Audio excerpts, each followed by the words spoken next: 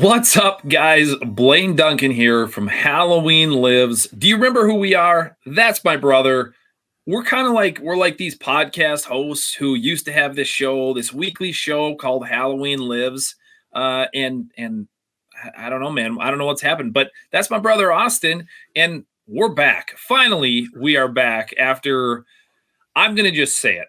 I'm just going to say it. It was a much needed break for you and I. We love doing this show, but you know what, man? Every once in a while, you just need to take a break. You need to reset. You need to get remotivated, and we're back. But I've missed, honestly, I've missed having conversations with you and talking with you like this week after week. Because not that we don't text and stuff, but it's just a different deal when you and I get to sit here face to face and talk about what this looks like in this franchise every single week. I completely agree. There was a point, and I've had people reach out, by the way. There is fucking nothing wrong between the two of us. We have not gotten into any sort of spat, any fight or anything. Right. But there was a point 2 weeks into this kind of hiatus we took where I was like, damn, I Blaine and I just aren't talking a lot right now. Like, what's going on? Are we good? Wait, you were thinking that? I was thinking that. Oh, Jesus. Yes.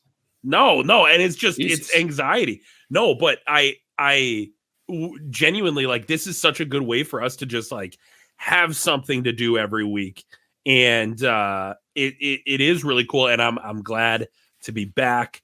It was a well-needed break. We both kind of had life picked up for us at this point. And the coordination, even though we're doing this virtually, just to find time the last month or so has been very difficult. And so thank you to the people that have reached out and have said hey, we miss the Duncan brothers. What's going on?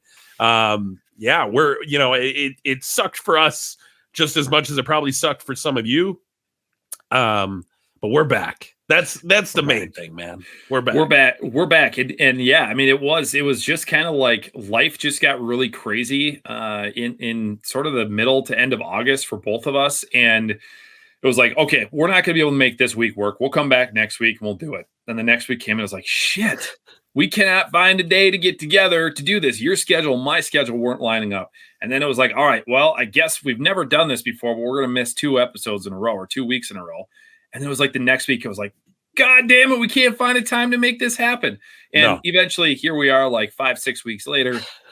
We missed you guys. As Austin said, man, we got a ton of people reach out to us via Instagram and just be everybody cool? You guys good? Yeah. Are the Duncan brothers splitting up? What's going on? And, so we do appreciate those people who reached out, and all is well. Never was anything wrong. It was just it's like Motley Crue, man. When Motley Crue was touring in the 80s and they were overdosing on heroin all the time, they just needed a break. They just needed to step back and say, hey, I got to stop ODing on heroin for 6 weeks, and then I can get back on the train and do it again. And we're here. We're ready to hit the opioids. We're ready to do it. And it's Halloween Lives, the podcast of Mike Myers. I don't even know what episode this is. I should have looked that up, but I think we're 79. 80, brother. We this finally is episode 80. You know what's crazy is at the end of 79, you and I are both I know what I said. I know what I said. You can guarantee we'll be back. Nothing will stop us from being back.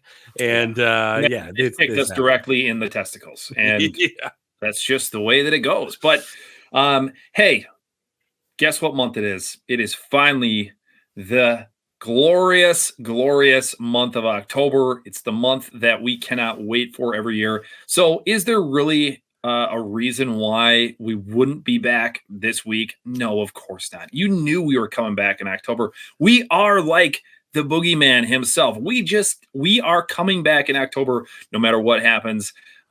Dude, so far, let's just run down our October just a little bit, shall we? So number one, October 1st, it's an annual tradition for you and I. We get together and we decorate the exterior, the outside of my house. I do kind of a big thing, not overly big, but I do a thing in my yard. And you always come over. You took off of work. You came over. We decorated it. It turned out awesome. I've already seen, people in the neighborhood stopping by, taking a look at it. And it's always fun. I will say, like, a fun fact, and I may have mentioned this earlier in a previous episode, but back when I first moved into my house and I started decorating it, there was a little girl who's probably like 9 or 10 now, but was at the time, she was probably like maybe 4 at the most. And she called my house the spook house on the block. And that made me feel so good because her and her dad would come down here all the time and check out my house. And that just made me feel really good. It made me feel like I was doing something really special with myself and being a total Halloween nerd, which I am. The spook house is back for Halloween 2024. I have this hard rule that I cannot decorate before October 1st. And when November 1st hits, everything comes down. I don't know why. It's like those 31 days and 31 nights are just golden to me and so special that I don't dip into September and I don't dip into November. It's like October, we gotta go full-fledged. This is what we're doing. So thanks once again to you for coming over and helping me out, but it turned out great this year.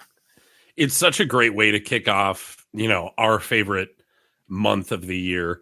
And obviously you and I do this year, honestly. So, and I'm starting 9 different thoughts. The podcast is back.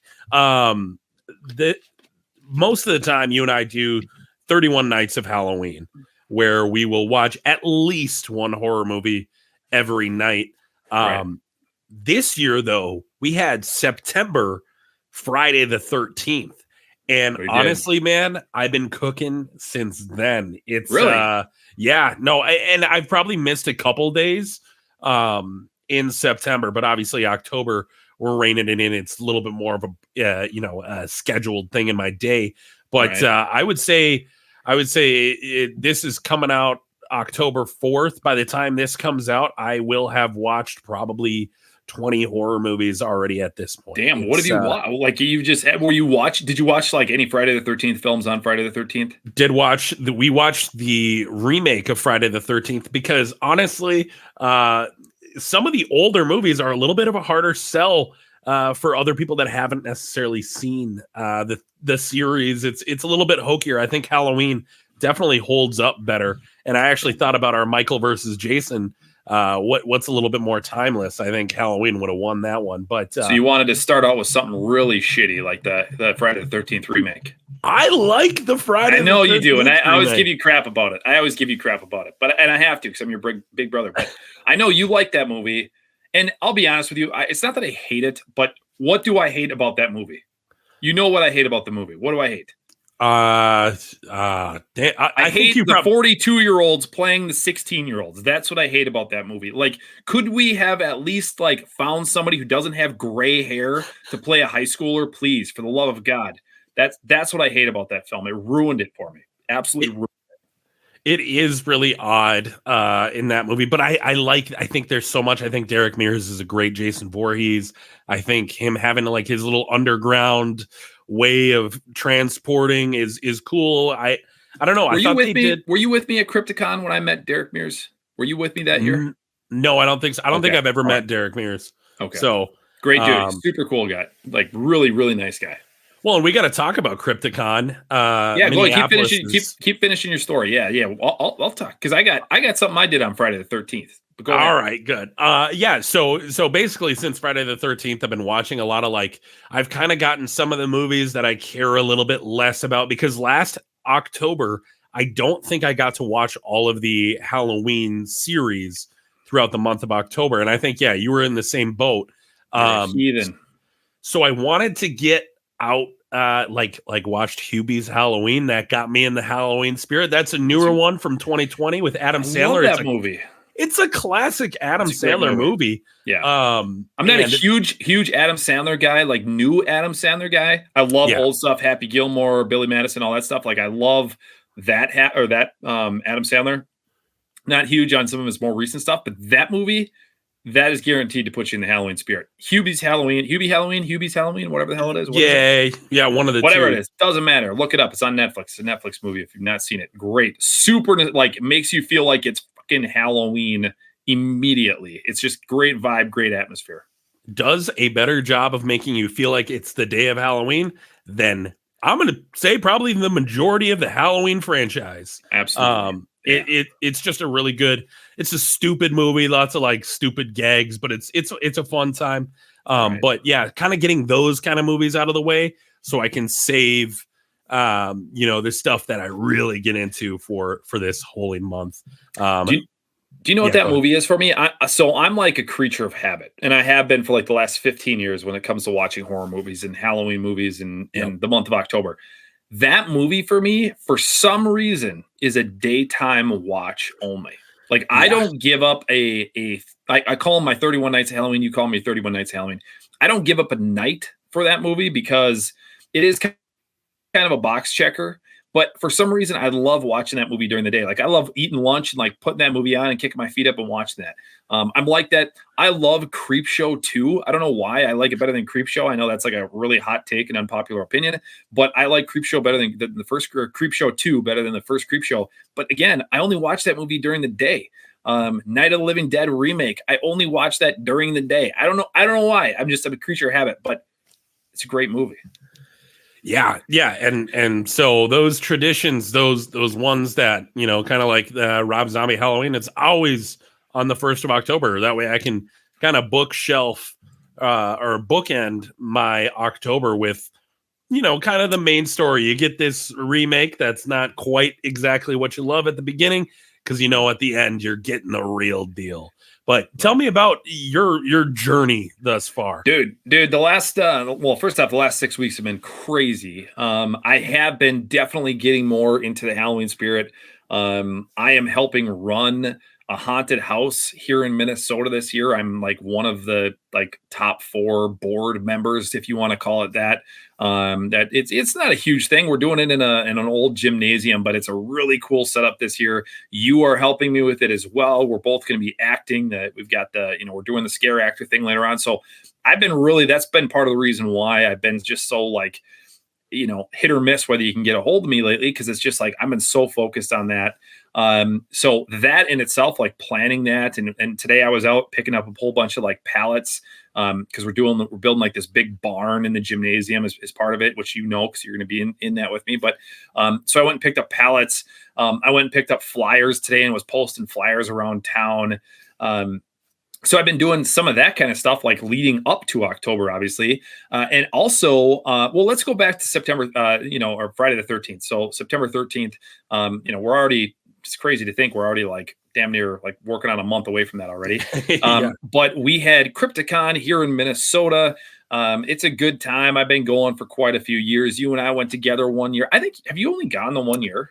I've only been once. Yeah. My cousin asked me, our cousin asked me this year. He's like, why doesn't Austin come to this? I'm like, I don't know. But I feel like he's only ever gone 1 year. Whatever. That's neither here nor there.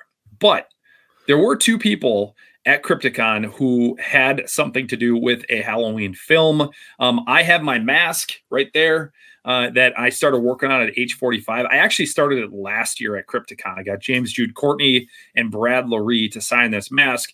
And since then, I went to age 45. I got a whole bunch more signatures on this from everybody that I could possibly afford, basically.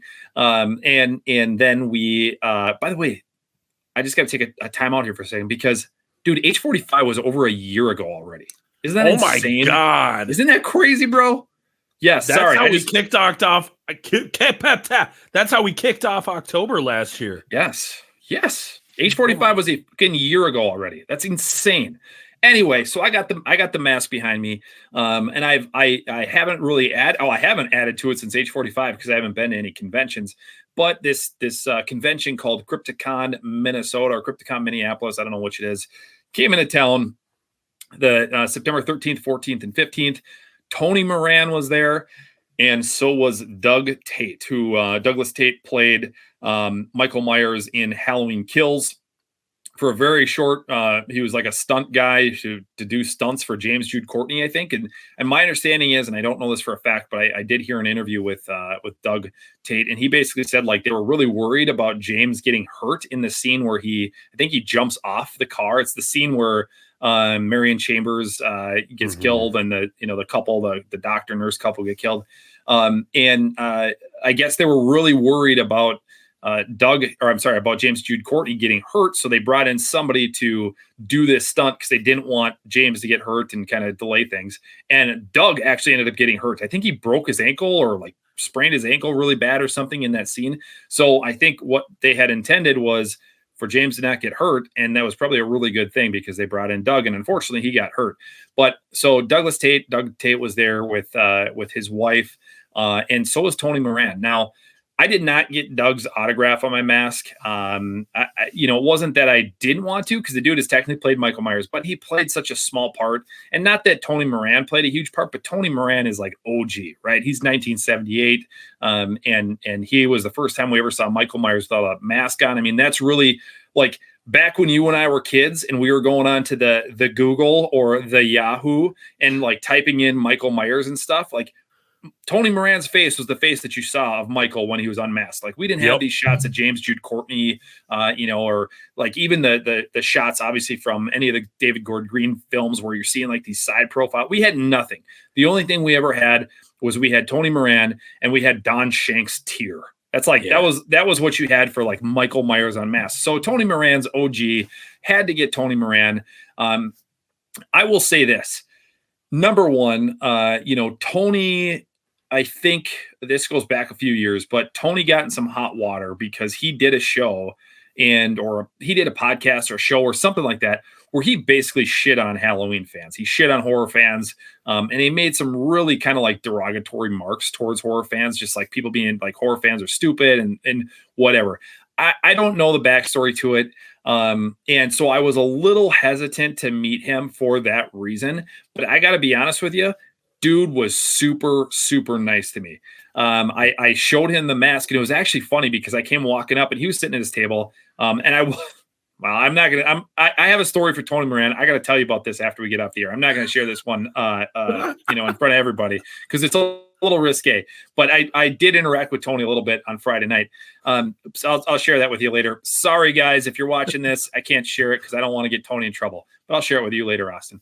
But anyway, Saturday I go up to Tony's table. He's sitting there and I've got my mask. Got this mask, and I'm like, hey Tony, how you doing? And he's like, hey, good. How are you? And he was doing something. I don't know if he was on his phone or what. And he set his phone down. And he set it to the side. And he's like, he gave me his full attention. And he grabs the mask and he's looking at it. He's like, wow, did you get all these? And I said, yeah, I did. And he stopped at Aaron. Was Aaron Armstrong from? He played in the flashback scene in Kills. He stops at Aaron's signature and he's like, because Aaron wrote, I think he just wrote Aaron, and then he wrote the shape 78. Okay. And Aaron, like, let me just show you. Yeah, bust that thing out. Okay. So Aaron's signature, let's find it here. It's this one right here. Okay. It's like almost looks like the number 4. Yep. But he wrote Aaron, the shape 78. And Tony Moran saw that. And he's like, who signed this mask? Or who signed this? And he was like almost like he was mad. And I was like, oh, that was Aaron Armstrong. He played Michael in the flashback scene for in Halloween Kills. He's like, why did he sign it? Why did he sign it the shape 78? And I was like, I don't know, sir. Because he played the shape in that flashback scene. I don't know. And he's like, he wasn't the shape. I was the shape. And I was like, yeah, you were the shape. You're right. Can I get you to sign my mask, please? And and anyway, so he ended up, he signed it. He got a little too close to Nick Castle's signature for me, to be honest with you. He kind of made a little mark on Nick's signature, but it is what it is. He signed it. I'll see if I can. You can't even tell. Like, he's right at the hairline where it says Michael Myers. He's right above that.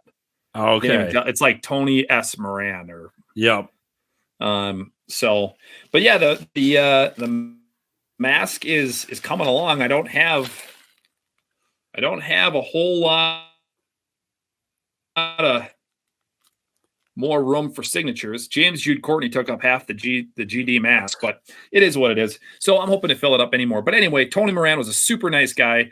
Stood there, talked to him for just a minute, and he thought the mask was super cool. I'm kind of surprised he doesn't see a lot more of those kind of things.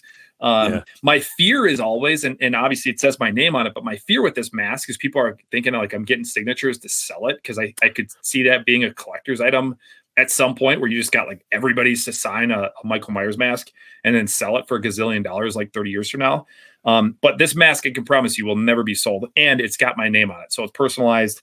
Even though I kind of wish I hadn't have done that, not because I don't want my name on the mask, but because it just took up so much more room. And at a certain point in time, I'm just going to not have any more room to put that on. But yeah, anyway, Tony Moran, super cool dude. Didn't get to meet Doug Tate.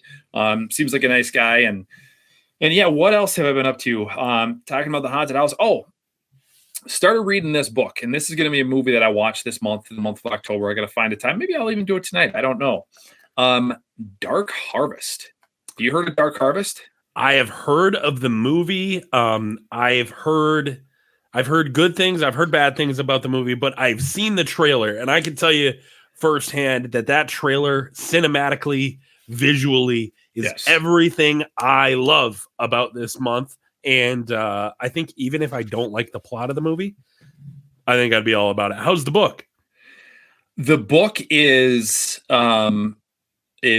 very, it's good. It's like, it's a good story, but I heard so many great things about the book, and I'm having a hard time following the book because I feel like that just kind of jumps around a lot, and I'm reading it and I'm going, wait a second, who the hell is this person again? You know, it's almost like, you know how when you read something or you're listening to, like, if you ever listen to a podcast and you're driving down the road and they're like talking and you're kind of like zoned out, and then you come back to it and like, wait, what the hell are they talking about again? Yeah, that's how I'm getting. I don't know that it's from boredom with this book, because it is a good book. It's a great story.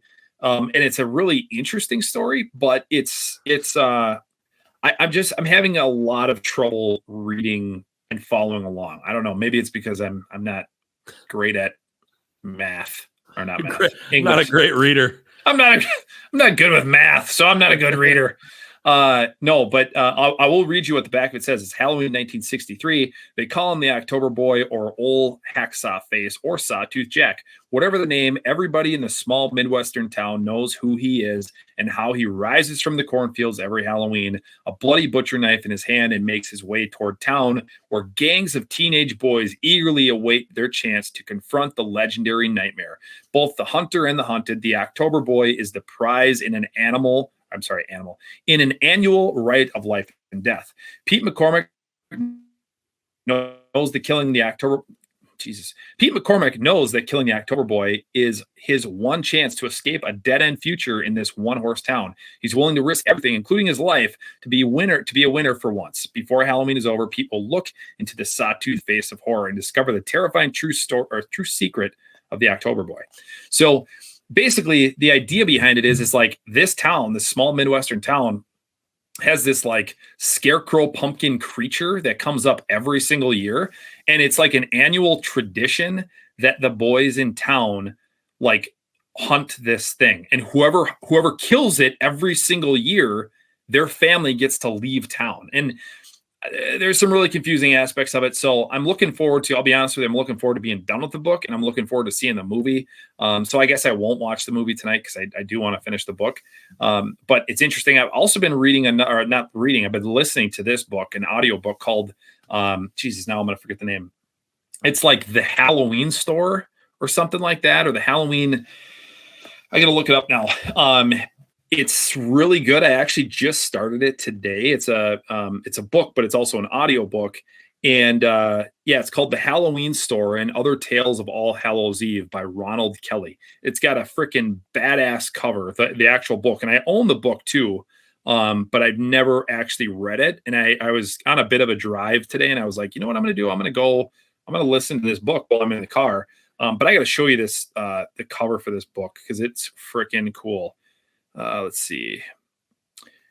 I don't know how much reflection we're going to get, but it's like, oh, I think you might have shown me that before, because that looks familiar, and it is a sweet cover. It's a freaking sweet cover, and the first story, it's a whole bunch of stories in this book, and the first story is called The Halloween Store, and it's a really good creepy story. And so I did that. Or I did that today. October 1st, much like you watched Rob Zombie's Halloween, I do the exact same thing. I bookend. I start with Rob Zombie's Halloween, and I end with Halloween. I guess technically I end with Halloween 2, but I end with the OG essentially.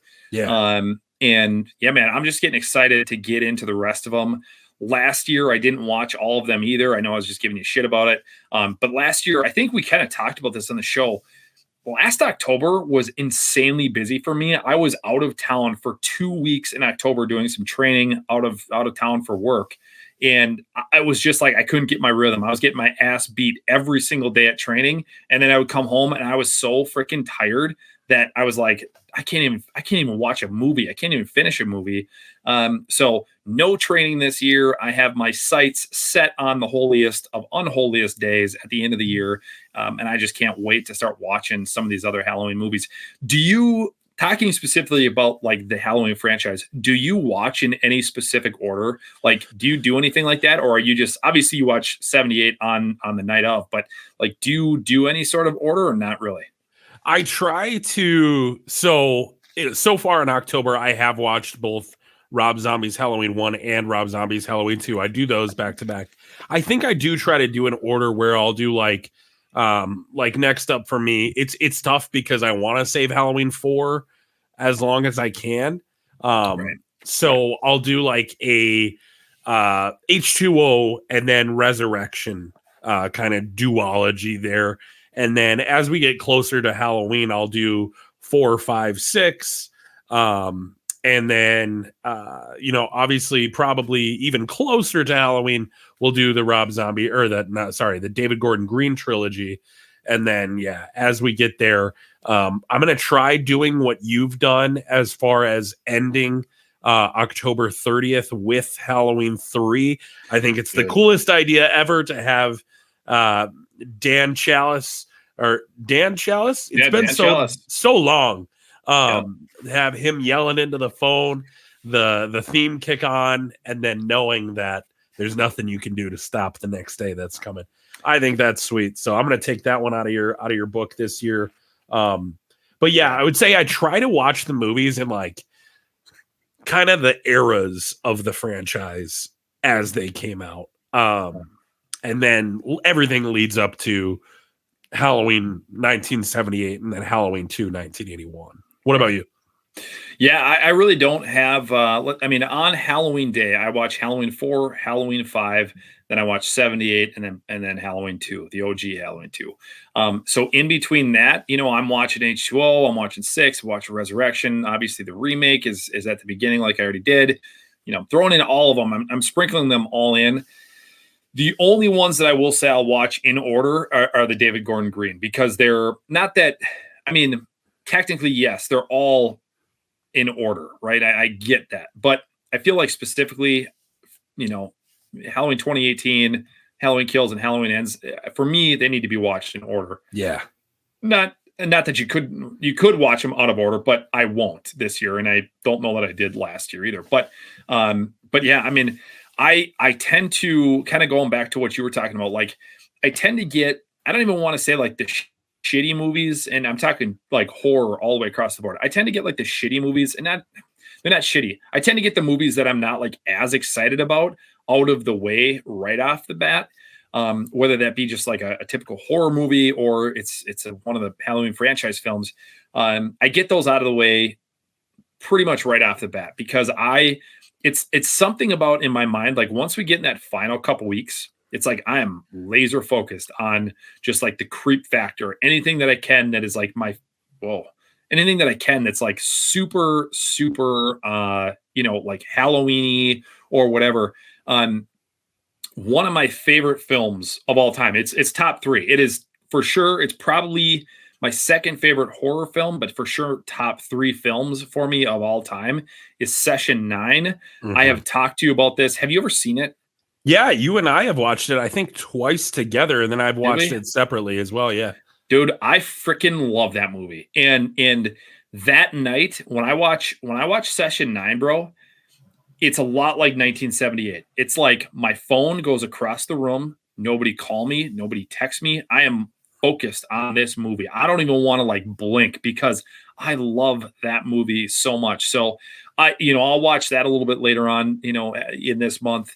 And just knock out a whole bunch of those. I really have I have a set. I probably have like 30 movies that I'll watch this month that I try to watch every single October. Can be anything from obviously the Halloween films to, Session 9, Trick or Treat. Once again, like Creep Show 2, I watched that for some odd freaking reason. And really it's just like, that's what I watch. But I am really, really excited to keep this thing going and watch. We are going to be going to also a local haunted house here, Screamtown. We're doing that soon. Yep. That'll be fun. We always you and I have kind of had this annual tradition. We didn't go last year. Probably had to do with the fact that I wasn't around for half the month. But we didn't go last year. But honest to God, like some of my favorite days and memories of like the last few years have been when you and I went and we saw Halloween Kills together. And then we saw Halloween Ends together. And then we went and we did this, we went to this Screamtown. I did the exact same thing with our cousin, who, he's a huge Halloween fan. I was actually with him at Crypticon. And we did that at 2018. And it would be fun to get the three of us together, honestly, and do that because it would just be a blast. But you and I are going to go to Screamtown again soon. And, dude, it's fucking October, man. And it's here and we wait all year and it's here. Yeah. I like it. Sorry. I just like stuttered for 10 seconds. That's okay. I'm okay. good. I stutter all the time. I think because of last year, there's a little bit more pressure on me this year to make sure I make the most out of October. You were in training for 2 weeks. I was in a grueling interview process for the job I am now in. And my McDonald's. McDonald's. Dude. Top chef. Top chef. He can flip burgers like nobody's business. Wouldn't believe it. But it's I was so focused on that in October and so focused on getting the job that I'm in that I wasn't able to enjoy it. I was in a job that I hated and it was at its worst at that point too. And it wasn't enough. So this year I'm really that's why starting on October or September 13th was huge for me. I actually wanted to ask you because and maybe I'm a little bit more open to it, less I guess ritualistic yet, or I'm still kind of figuring out my rituals. Right. But are there any movies in the last 10 years or what are some new additions to your ritual? Because for me, I can give you time to think while I talk about it. Is I'm becoming an A24 prude or I don't know what you want to call it, a snob when it comes to these A24 movies, because Robert Eggers and Ari Aster to me are modern day Alfred Hitchcock. These guys are absolutely incredible. I'm talking movies obviously Hereditary. What's the Sweden one? Midsummer. Yep. I don't know if you've seen Beau is Afraid yet. That movie gave me a goddamn panic attack. That movie is crazy. It's not really a horror movie. It's a thriller, but just a mind fuck. And and then the Vivitch. We already watched the Vivitch here. The Vivitch. I love the Vivitch. But those movies are starting to become. Did you really watch The Witch already? Yeah, I watched the Vivitch. Oh shit. Okay. And I those movies to me are starting to become integral to my October and my Halloween feeling. I don't think any movie can scare me in the way that those movies really have. And I think until something tops it again, these are the movies that I'm going to focus on that are now going to become part of my tradition moving forward. So I wanted to see if there was anything for you or any sort of movies that maybe the rest of the world, I guess Creep Show too, but some movies that are kind of special to you in this month that are kind of unique in that sense. Well, so here's what I'll say is I do this really weird thing where I keep track of what movies I watch on for my 31 nights of Halloween every year. And then I keep a total of how many movies I watch. Got it right here. Beautiful. I'm looking at mine. This one's from 2020. So I'm going back a little ways. But so here's like some newer films that have permanently made it into my rotation. The House is October Built. That's a newer, and The House is October Built too, which is, I don't think is quite as good, but I do like both of them. Let's see. I really like the Night of the Demons remake. It's cheesy and like kind of not great, but it's got a super awesome Halloween vibe to it. That's really good. What movie did I tell you? I watched it about a month or two ago, and I said you got to add it to your Halloween list. Hell House. Hell House is going to be part of my new ritual. That's got a really, like, the first 10 minutes of that movie sucks. It's really fake, but you got to add it to your list. I promise you won't regret it. And I'm just going over like newer movies. So I've got a whole bunch of like old movies too, but Hell House is going to be added to it. The Guest, love The Guest. The Guest is honestly, you know what, dude? I don't think I told you this, but the local theater is playing The Guest on October 30th at like, it was like a 7:00 show, or maybe the one that you and I have grown up going to. No, the one further towards you. Oh, okay. I don't want to give away where we go. Yeah. That one further towards you. That one, they're playing The Guest, but it's fucking Halloween, or it's the night before Halloween. Like that's damn near as holy of a day and night for me as Halloween is. So I'm not willing to give it up, but I would love to fricking see that in the theater. Let's see here. The Guest. I'm looking for Tales of Halloween. Yeah. Candy Corn. I kind of dig that one. Scary Stories to Tell in the Dark. That's a newer film. House is October Built 2. Okay, so I'll get to these movies here in a second. I really like, there's a documentary, and I would encourage anybody who's a home haunter or who loves doing any kind of like, if you run a haunted house, you just love haunted houses in general. Like I'm talking like haunted house, like scare actors, those kind of things. There's a documentary that I have fallen in love with. I actually have the poster over here on my wall. I'd show it to you, except I would have to move a bunch of shit.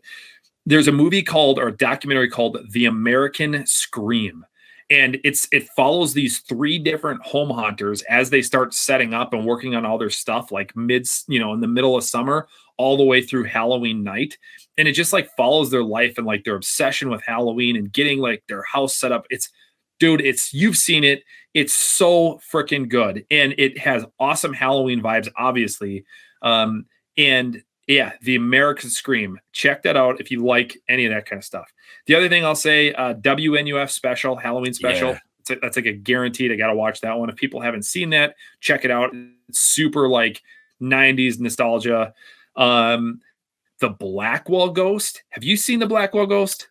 No. Doesn't that have Harry Potter in it? Doesn't that have Daniel Radcliffe? Has nobody in it. No, you're thinking of The Black Lady or some bullshit. No. That movie sucks. The Black Lady. The woman. My favorite movie. No, go ahead. It's The Woman in Black. You're right. The Woman in Black is what that's called. Yep.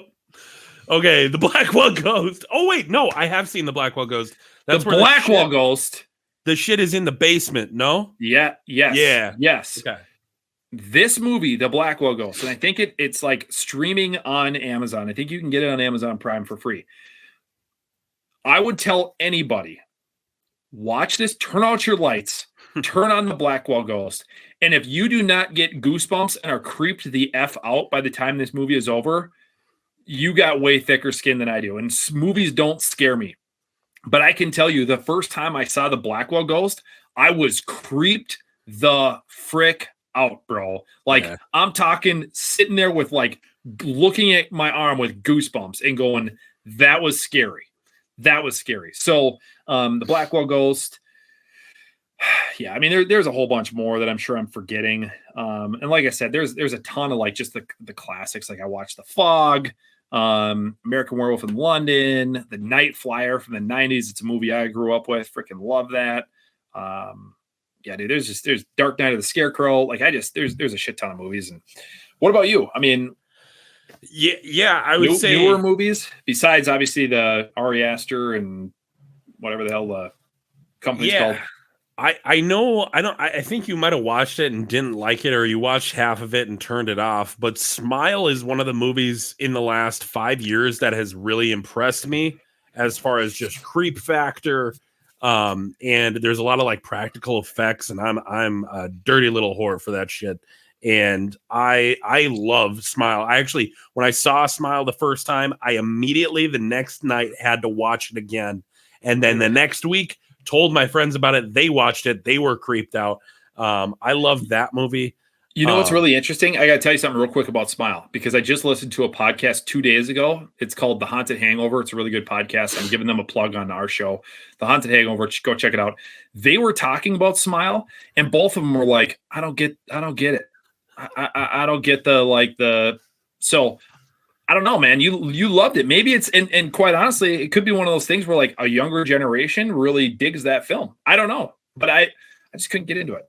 No, and it's not like the craziest shit. It's basically It Follows, but to me, I like it better than It Follows. But a very similar kind of premise to that. Sure. One that I was going to talk to you about is The Deliverance, which is actually a movie that's based on the house Zach Baggins bought. Did you watch it? Back. I did watch it. Have you seen it? I thought it was pretty damn good. It gets real religious at the end. I loved it until the last like 15 or 20 minutes, and I hated the ending. I agree. I don't want to give away any spoilers or anything like that here, but I fucking hated the ending. And it was awesome up until the end. Like, Glenn Close was like, I've never seen her in a movie like that before. No. It was scary. It was creepy. Just not the ending sucked. It was just, I wish I could tell you more because I don't want to spoil it for people, but I would definitely encourage people to watch it because it really like entertained me for like an hour and 20 minutes. And then the last like 15 or 20, I was like, oh, you ruined it. Yeah. And I would say this, I think, you see in Demon House, the movie by Zach Baggins, which is about the actual house there in Gary, Indiana. That was, there's a lot of crazy shit that happened, whether you're a believer or not. Something is crazy going on in that house. He's talking to the family and they're working out movie deals during the time. Part of me almost wonders, without giving anything away, if the ending of that movie wasn't something that the family said, we want it to end like this, and that's the only way we're doing the movie, because it comes out of left field and it's so tonally different from the rest of the movie. But I would say that is one that I will be rewatching. Maybe not in October, but as I kind of gear up through September again. But wanted to reach out and see if you had seen that one, just because I know you and I are both big fans of Zach Baggins' Ghost Adventures, and especially Demon House. My fiance had not seen Demon House previous to The Deliverance, and we watched The Deliverance together, and I was like, all right, now we got to watch some real shit. Because this Did you watch it? Yeah, we watched it back to back that night, and she was creeped out. I actually watched, I'm trying to think of, I got to look this up. Let's see. Okay. The Devil on Trial on Netflix. Have you seen that yet? I know I've seen the trailers for it. There's a couple different movies about that case, isn't there? Well, it's The Conjuring. It was The Conjuring 3, I think. I have seen it. Yes. You've seen the documentary? I've seen The Devil Made Me Do It, The Conjuring 3. This movie or this documentary that's on Netflix is called The Devil on Trial, and it's like the real story of that movie. Where they're interviewing like all the real people, like the kid who was actually possessed, the dude who did the killing, like they interview everybody. And there's a lot of like back and forth with Ed and Lorraine Warren. Were they real? Were they like phonies? All that stuff. So I really, really liked that. I thought it was really good. I actually got interrupted watching it the first time I was watching it. I was actually watching it at work, and we got a call, and I had to get up, and I didn't come back for like a week because I was off. And I came back. I'm like, I got to finish this GD film. So we watched like the last 25 minutes of it, but really good. I would highly encourage you to check it out. And it's good. It's different than like Demon House, where it's not like a camera crew following somebody around like that is. This is more of like a sit down, like talking heads kind of thing, but it's really, really well done. So really, really good. But yeah, man, it's It's crazy. This is obviously this episode. We're kind of getting back in the swing of things. If you guys are going, hey, when are you going to start talking about Michael Myers? It's not really going to happen in this episode. We're just really getting back. We're like oiling up the gears. We're making sure that, the lighting still works, making sure that the audio still works. I am using a different mic. If it sounds like shit, please let me know. I'll go back to the old one. The old one was just kind of getting to be a pain in the ass to use. So switch to something a little bit different. But man, it's freaking October. I promise you guys. We will be back next week. Okay. We will be back. We can give you an update on movies we've watched. We can do all of that good stuff. And I also promise you that next week when we're back, we're going to talk a whole hell of a lot more about Halloween and the man, the myth, the legend, Michael Myers, because we are the podcast of Halloween Lives, the podcast of Michael Myers. We probably should do that, right? I mean, we did mention Halloween. We talked a little bit about Rob Zombie's films and what orders. We talked about Tony Moran. Yeah. I'll tell you that story later. Good old Tony, you're going to have Tony Moran. Yeah. But that's going to kind of wrap up this episode. Thank you guys for sticking it out, hanging out with us tonight, but sticking out the last few weeks while we've been off.